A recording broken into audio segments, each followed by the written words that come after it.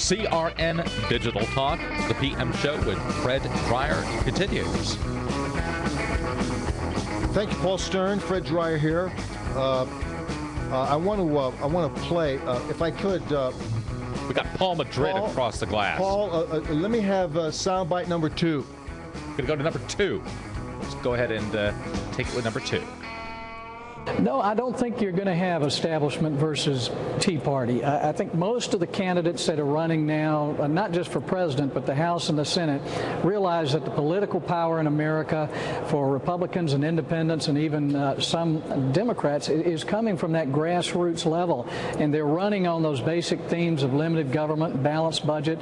So I don't think you're going to have that tug of war that you saw in the last elections. I'm seeing it in my work with the Senate Conservatives Fund, is most of the Republicans running for office in primaries carry that same message that we've heard from the Tea Party, and it is a basic Republican message of limited government. Yeah, see, that might be true right now in what they're saying. That was Senator Jim DeMint commenting on my hypothesis that there's a struggle going on inside the Republican Party. I believe there is a struggle going on. I think this is lip service. And I think one of the key elements here is that how the neocons asked Governor Christie to support Mitt Romney.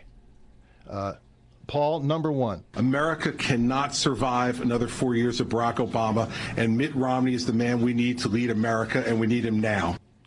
And so there's a reason that he's been asked to step forward. You know, they want to start getting momentum of people within the Republican Party, established people who have a national voice, to now start picking a candidate from within the party, and that's Mitt Romney. He has the money. He has now Christie. He's going to have some other people here coming back. By the end of the year, he's going to have several other people now in the Republican Party coming forward and supporting him. Do you think that Christie comment was true conviction, or do you think he might be looking ahead towards 4 years from now, maybe running himself? Well, it's all true, you know. Whatever it is, the point is that Jim DeMint is telling us that everybody is in lockstep, you know, with this, you know, everybody's together with the Tea Party movement. I do not believe that's true, and I think that's going to be interesting to see how that rolls out, you know, and. How this plays, how what the Republicans are doing, how it plays up against what is happening right now, and that is the rollout of liberalism, the rollout of class warfare and racism by the Obama administration. What's happening right now, the protesters, that is a union-driven, that is a street Marxist business model.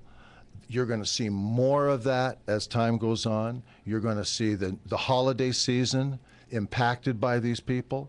You're going to see tantrums. You're going to see more people defecating on cop cars.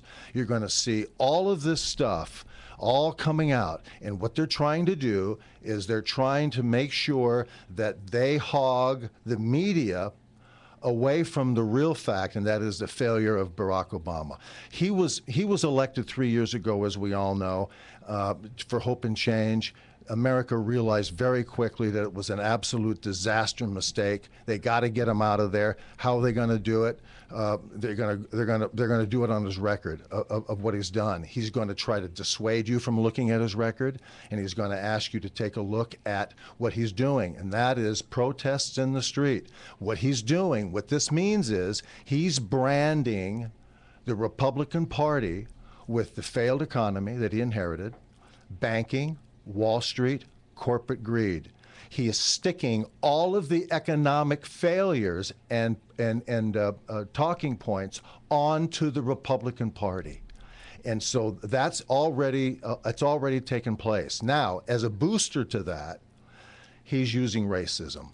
And we'll get into that a little bit later on. You don't think that President Obama might have deliberately brought aboard members of the Bush administration, and certainly within the realm of the finance aspect in Wall Street, so that at some point, if it doesn't work out, that he can go ahead and say, well, it's just a carryover from the prior administration.